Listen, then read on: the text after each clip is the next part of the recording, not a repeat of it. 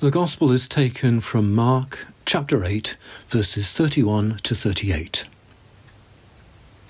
Jesus began to teach them that the Son of Man must undergo great suffering and be rejected by the elders, the chief priests and the scribes, and be killed and after 3 days rise again.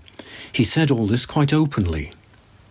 And Peter took him aside and began to rebuke him, but turning and looking at his disciples, he rebuked Peter and said, "Get behind me, Satan, for you are setting your mind not on divine things, but on human things."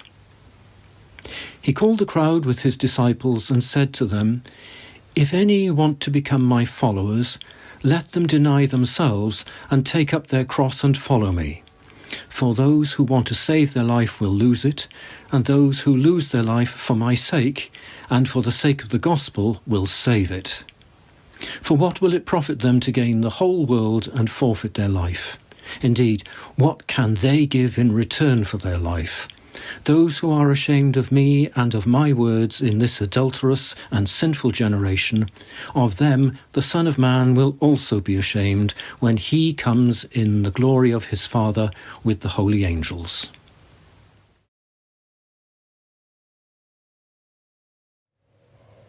The line between good and evil runs through every human heart, says the writer Solzhenitsyn. And in our reading today, Peter exemplifies this. The problem of evil is a complicated reality, and the phenomenon of what we think a Satan could be is perplexing too. Psychology goes a long way to explain the darkness of the heart, but can falter to explain a way to resist it, or to find a standard of goodness to judge our actions. So let's focus on just one aspect of this rather tricky passage. Peter has his own ideas of what a Messiah should be, and his words to Jesus echo one of Satan's wilderness temptations: to choose the way of power, not love. Jesus responds so harshly because Peter's outburst was a devil of an idea. Evil could be defined as a lack of empathy with the other. History and the news act as witnesses to this. In our story, Jesus, the man who lived his life for others, is explaining he's going to suffer. And Peter, who was meant to be his friend, was only thinking of himself.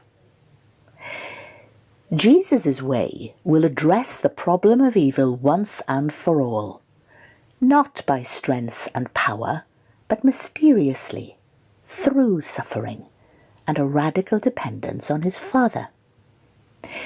Peter's lack of empathy and words were rejecting that idea and that dependence. But Jesus models true friendship.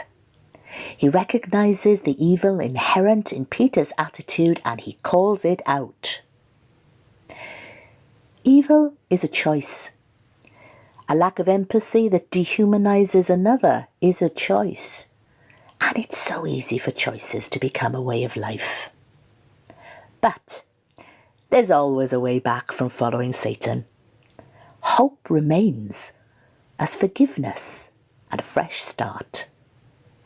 In this passage, Jesus gives Satan notice. A day will come when evil will be made a relic.